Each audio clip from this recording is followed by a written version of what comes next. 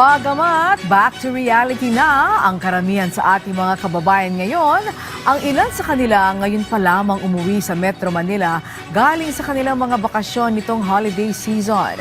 Habang mayroon din ang ngayon pa lamang babiyahe pa uwi ng probinsya.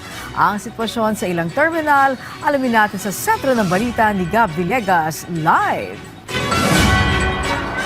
Angelic, tuloy-tuloy pa rin yung pagdating ng ating mga kababayan dito sa Cubao, sa Quezon City, kung saan marami sa kanila ang nagsiuwian sa kanilang mga probinsya matapos ang holiday season.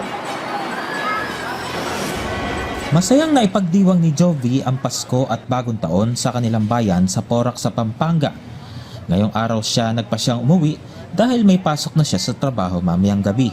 Babalik na ulit sa trabaho para kayod ulit. Ang estudyante naman na si Gilbert sa Olongapo nagpasko kasama ang mga kaanak at sa Baguio nagdiwang ng Bagong Taon. Nakatakda naman siyang bumalik sa Marinduque dahil may pasok na sa eskwela. Hahabol lang po kami ngayong bukas. Hahabol po kami ng aming school.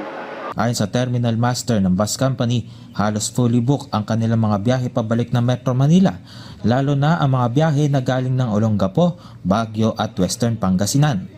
Mas mataas rin ang bilang ng mga nagpabook nitong holiday season kumpara noong nakaraang taon. Kahit na fully booked ang mga biyahe, nakapag-deploy pa rin ang bus company ng augmented na mga unit para tugunan ang demand ng mga pasahero dahil na rin sa special permit na ibinigay sa kanila ng Land Transportation Franchising and Regulatory Board o LTFRB.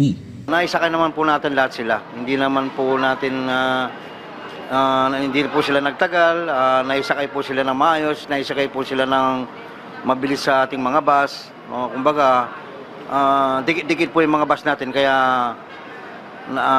nakasakay po sila kagad. Lahat naman ang dumarating natin, hindi naman po nagtatagal dito. Binabato rin namin sa kanila para maisakay din po lahat ng pasero sa daan. Nakikipag-coordinate din kami sa mga field partner sa daan namin nang sa ganon, ma-sustain natin kung saan marami demand ng pasero, kung saan doon po kami magpapadalang maraming bus. Angelic, sa mga oras na ito ay unti-unti nang kumakapal ang mga tao dito sa bus terminal na kinatatayuan natin sa Cubao, sa Quezon City. Ito mga nandito sa aking likuran ay mga babiyahe papunta sa iba't ibang mga destinasyon sa norte.